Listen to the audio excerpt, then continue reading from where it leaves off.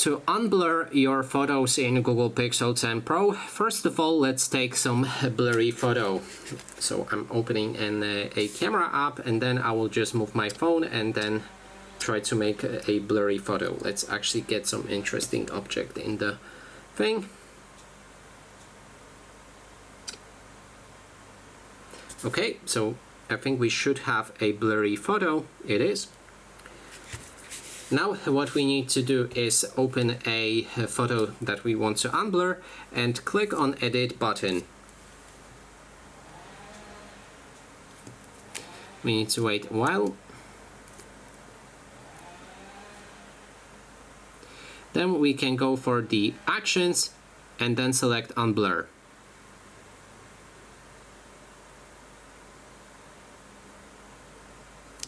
You can adjust the level however you like, and then accept it.